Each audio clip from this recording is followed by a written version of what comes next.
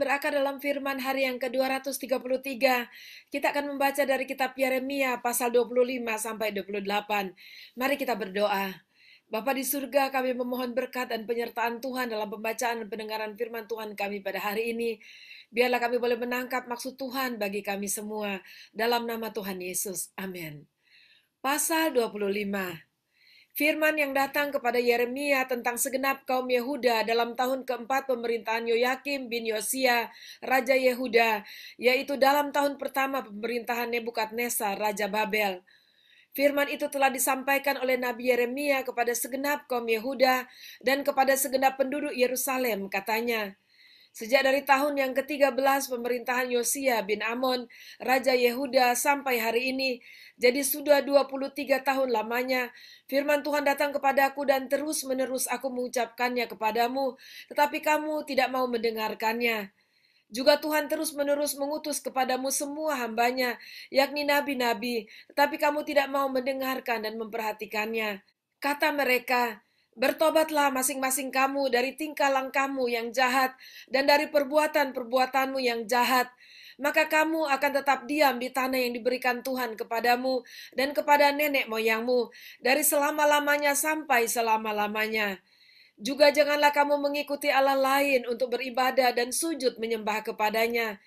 Janganlah kamu menimbulkan sakit hatiku dengan buatan tanganmu, supaya jangan aku mendatangkan malapetaka kepadamu. Tetapi kamu tidak mendengarkan aku, demikianlah firman Tuhan, sehingga kamu menimbulkan sakit hatiku dengan buatan tanganmu untuk kemalanganmu sendiri. Sebab itu beginilah firman Tuhan semesta alam.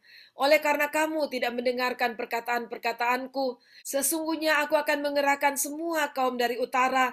Demikianlah firman Tuhan, menyuruh memanggil Nebukadnezar Raja Babel, hambaku itu. Aku akan mendatangkan mereka melawan negeri ini, melawan penduduknya dan melawan bangsa-bangsa sekeliling ini, yang akan kutumpas dan kubuat menjadi kengerian, menjadi sasaran suitan dan menjadi ketandusan untuk selama-lamanya. Aku akan melenyapkan dari antara mereka suara kegirangan dan suara sukacita, suara pengantin laki-laki dan pengantin perempuan, bunyi batu kilangan dan cahaya pelita. Maka seluruh negeri ini akan menjadi reruntuhan dan ketandusan, dan bangsa-bangsa ini akan menjadi hamba kepada Raja Babel 70 tahun lamanya. Kemudian sesudah genap ke-70 tahun itu, demikianlah firman Tuhan, maka aku akan melakukan pembalasan kepada Raja Babel dan kepada bangsa itu oleh karena kesalahan mereka. Juga kepada negeri orang-orang Kasdim dengan membuatnya menjadi tempat-tempat yang tandus untuk selama-lamanya. Aku akan menimpakan kepada negeri ini segala apa yang kufirmankan tentang dia, yaitu segala apa yang tertulis dalam kitab ini, seperti yang telah dinubuatkan Yeremia tentang segala bangsa itu. Sebab mereka pun juga akan menjadi hamba kepada banyak bangsa-bangsa dan raja-raja yang besar.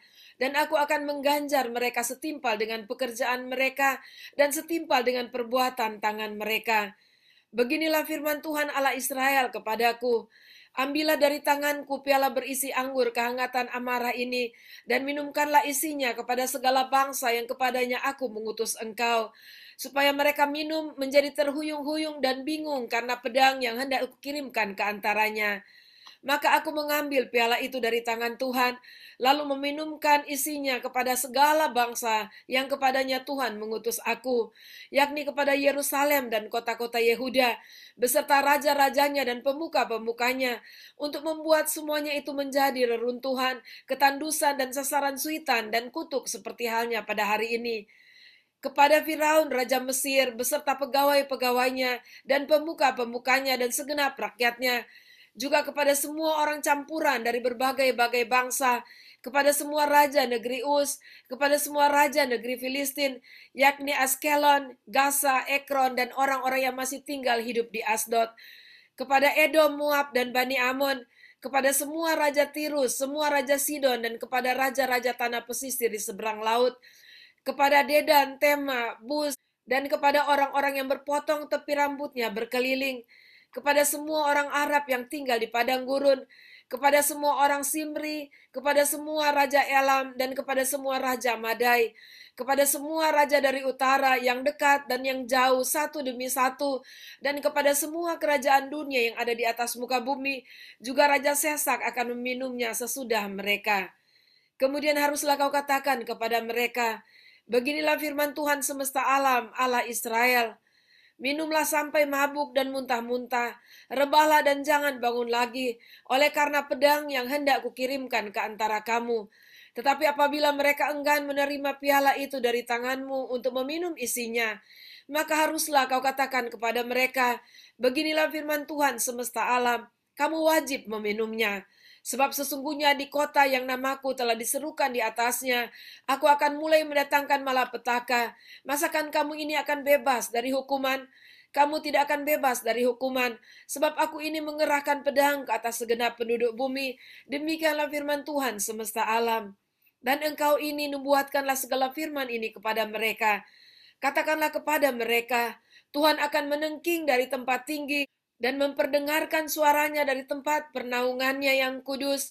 Ia akan mengaum hebat terhadap tempat penggembalaannya, suatu pekik seperti yang dipekikan pengirik-pengirik buah anggur terhadap segenap penduduk bumi. Deru perang akan sampai ke ujung bumi, sebab Tuhan mempunyai pengaduan terhadap bangsa-bangsa. Ia akan berperang dengan segala makhluk. Orang-orang fasik akan diserahkannya kepada pedang. Demikianlah firman Tuhan. Beginilah firman Tuhan semesta alam, sesungguhnya malapetaka akan menjalar dari bangsa ke bangsa, suatu badai besar akan berkecamuk dari ujung-ujung bumi. Maka pada hari itu akan bergelimpangan orang-orang yang mati terbunuh oleh Tuhan dari ujung bumi sampai ke ujung bumi. Mereka tidak akan diratapi, tidak akan dikumpulkan dan tidak akan dikuburkan. Mereka akan menjadi pupuk di ladang. Mengeluh dan berteriaklah, hai para gembala. Berguling-gulinglah dalam debu, hai pemimpin-pemimpin kawanan kambing domba. Sebab sudah genap waktunya kamu akan disembelih, dan kamu akan rebah seperti domba jantan pilihan. Maka bagi para gembala tidak akan ada lagi kelepasan, dan bagi para pemimpin kawanan kambing domba tidak akan ada lagi keluputan. Dengar, para gembala berteriak, para pemimpin kawanan kambing domba mengeluh, sebab Tuhan telah merusakkan padang gembalaan mereka, dan sunyi sepilah padang rumput yang sentosa, oleh karena murka Tuhan yang menyala-nyala itu. Seperti singa ia meninggalkan semak belukar persembunyiannya, sebab negeri mereka sudah menjadi ketandusan, oleh karena pedang yang dahsyat, oleh karena murkanya yang menyala-nyala. Pasal 26. Pada permulaan pemerintahan Yoyakim anak Yosia, Raja Yehuda, datanglah firman ini dari Tuhan bunyinya. Beginilah firman Tuhan, berdirilah di pelataran rumah Tuhan dan katakanlah kepada penduduk segala kota Yehuda yang datang untuk sujud di rumah Tuhan, segala firman yang kuperintahkan untuk kau katakan kepada mereka. Janganlah kau kurangi sepatah kata pun. Mungkin mereka mau mendengarkan dan masing-masing mau berbalik dari tingkah langkahnya yang jahat, sehingga aku menyesal akan malapetaka yang kurancangkan itu terhadap mereka oleh karena perbuatan-perbuatan mereka yang jahat.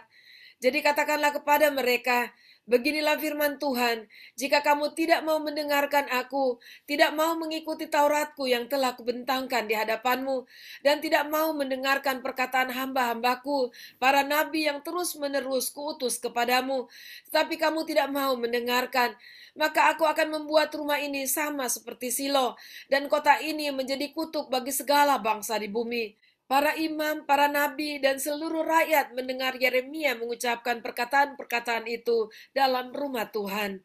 Lalu sesudah Yeremia selesai mengatakan segala apa yang diperintahkan Tuhan untuk dikatakan kepada seluruh rakyat itu, maka para imam, para nabi, dan seluruh rakyat itu menangkap dia serta berkata, engkau harus mati.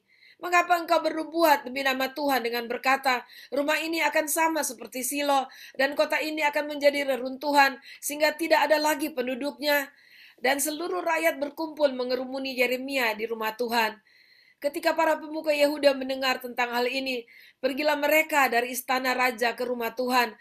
Kemudian berkatalah para imam dan para nabi itu kepada para pemuka dan kepada seluruh rakyat itu, katanya, orang ini patut mendapat hukuman mati, sebab ia telah bernubuat tentang kota ini, seperti yang kamu dengar dengan telingamu sendiri.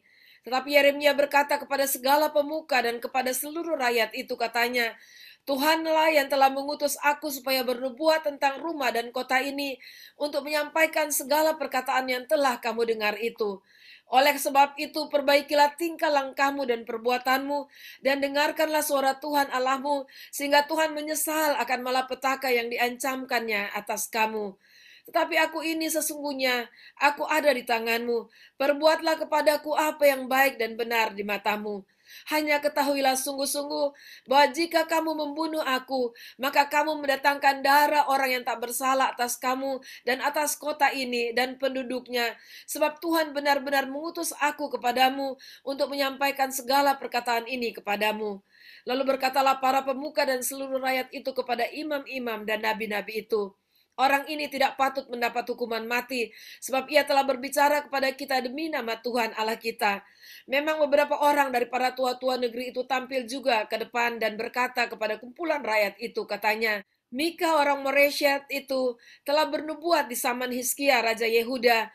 Dia telah berkata kepada segenap bangsa Yehuda, beginilah firman Tuhan semesta alam, Sion akan dibajak seperti ladang, dan Yerusalem akan menjadi timbunan puing, dan gunung bait suci akan menjadi bukit yang berhutan. Apakah Hizkia, Raja Yehuda beserta segenap Yehuda membunuh dia?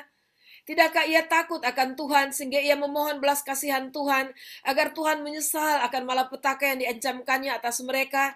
Dan kita, maukah kita mendatangkan malapetaka yang begitu besar atas diri kita sendiri?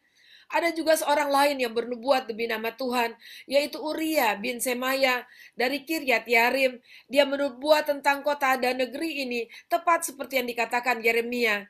Ketika Raja Yoyakim bersama-sama dengan segenap perwiranya dan semua pemuka mendengar perkataan itu, maka raja pun mencari ikhtiar untuk membunuhnya. Mendengar hal itu, maka takutlah Uria, lalu melarikan diri dan tiba di Mesir. Kemudian Raja Yoyakim menyuruh orang ke Mesir, yaitu Elnatan bin Akbor beserta beberapa orang. Mereka mengambil Uria dari Mesir dan membawanya kepada Raja Yoyakim. Raja menyuruh membunuh dia dengan pedang dan melemparkan mayatnya ke kuburan rakyat biasa. Tetapi Yeremia dilindungi oleh Ahikam bin Safan sehingga ia tidak diserahkan ke dalam tangan rakyat untuk dibunuh. Pasal 27. Pada permulaan pemerintahan Sedekia anak Yosia Raja Yehuda, datanglah firman ini dari Tuhan kepada Yeremia. Beginilah firman Tuhan kepadaku, buatlah tali pengikat dan gandar, lalu pasanglah itu pada tengkukmu. Kemudian kirimlah pesan kepada Raja Edom, kepada Raja Moab, kepada Raja Bani Amon, kepada Raja Tirus, dan kepada Raja Sidon, dengan perantaraan utusan-utusan yang telah datang ke Yerusalem menghadap Sedekia, Raja Yehuda.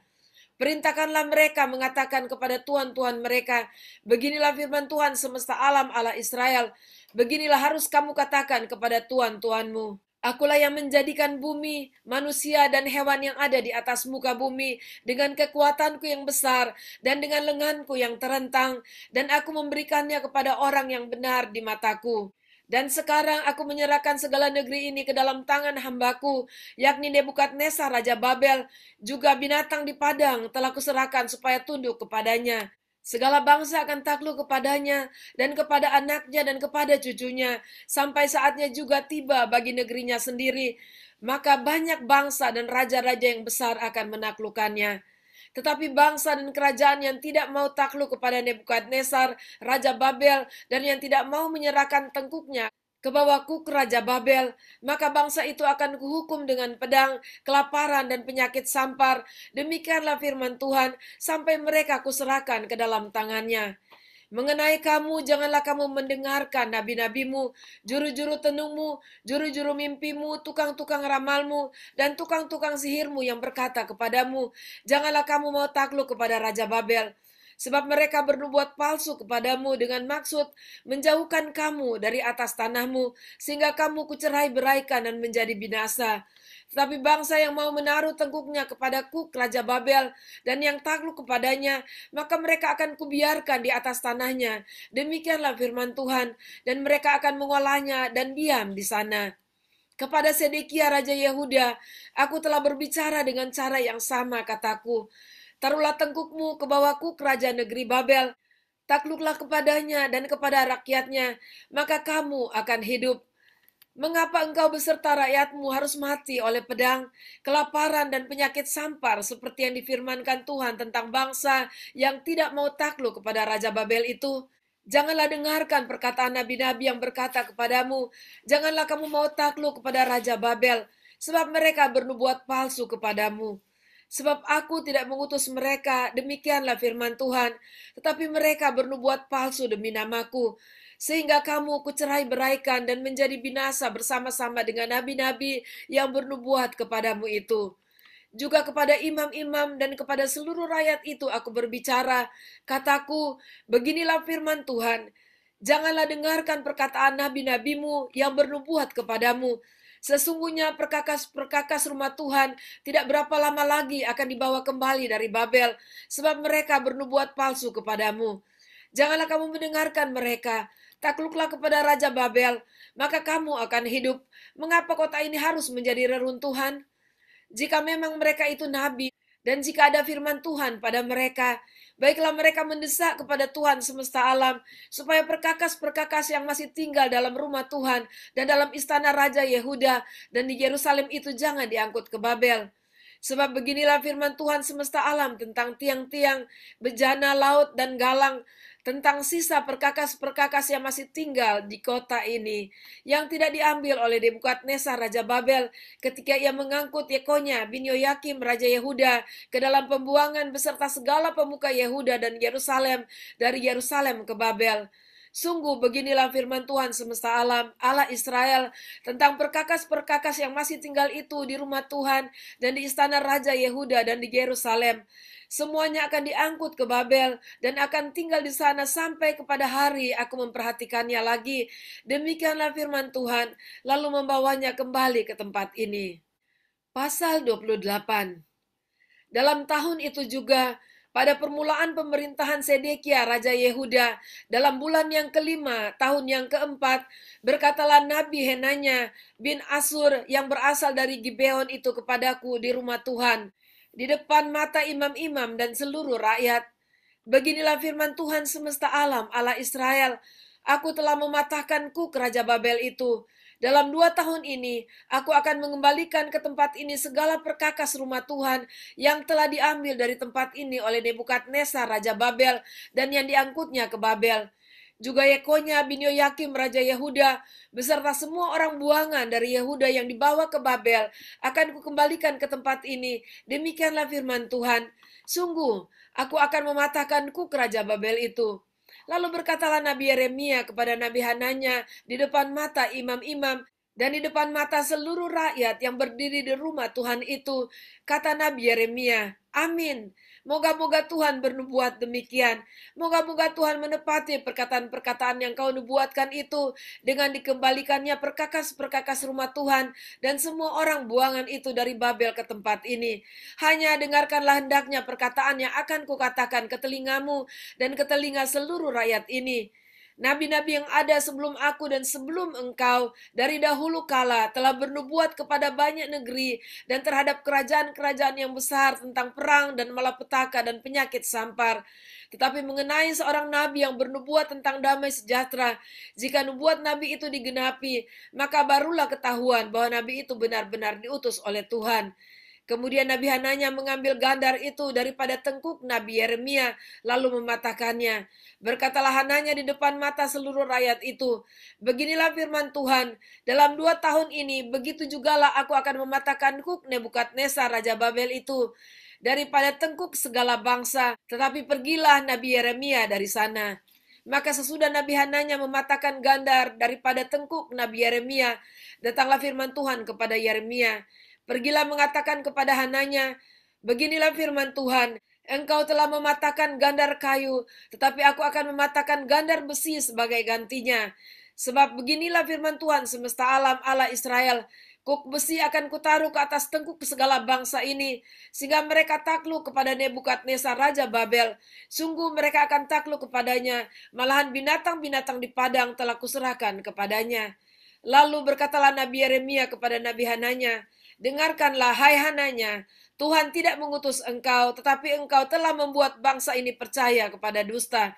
Sebab itu beginilah firman Tuhan, sesungguhnya aku menyuruh engkau pergi dari muka bumi, tahun ini juga engkau akan mati, sebab engkau telah mengajak murtad terhadap Tuhan. Maka matilah Nabi Hananya dalam tahun itu juga, pada bulan yang ketujuh. Demikianlah pembacaan dan pendengaran firman Tuhan kita pada saat ini. Dan kita melihat pada masa Yeremia, banyak bangkit nabi-nabi palsu yang berbicara atas kepentingan-kepentingan mereka sendiri dan memakai nama Tuhan. Dan Tuhan begitu murka, sebagai contoh adalah salah satunya Hananya. Dan kita juga dapat melihat bahwa di balik dari murkanya yang besar kepada bangsa Israel, sekali lagi kita melihat Tuhan masih mengasihi mereka. Dan berkali-kali Tuhan berbicara agar mereka bertobat. Dan kalau mereka bertobat, Tuhan dapat mengubah amarahnya, murkanya. Karena Tuhan pasti akan menyesali apa yang sudah direncanakan, yaitu murkanya, bila bangsa itu bertobat. Tapi yang kita baca adalah mereka mengeraskan hati. Dan bahkan kita melihat bahwa Yeremia sendiri sudah mendapatkan percobaan untuk dibunuh, tetapi Tuhan sudah berjanji bahwa Tuhan akan melindungi dia. Mari kita belajar dan mari kita mengambil keputusan. Apapun keadaan kita, kita tetap setia dan hidup dalam kebenaran. Tuhan memberkati, mari kita berdoa. Ya Tuhan, kami bersyukur sekali lagi Tuhan mengingatkan kami bahwa kasih Tuhan selalu ada bagi kami. Walaupun waktu bukan punya kami Tuhan, tetapi keputusan untuk bertobat adalah keputusan yang dapat kami buat. Tolong kami selalu ya Tuhan, agar kami menyadari hal itu dan kami memilih untuk hidup setia kepada Engkau. Terima kasih, dalam nama Tuhan Yesus kami berdoa. Amin. Puji Tuhan, sampai jumpa besok. Tuhan Yesus memberkati.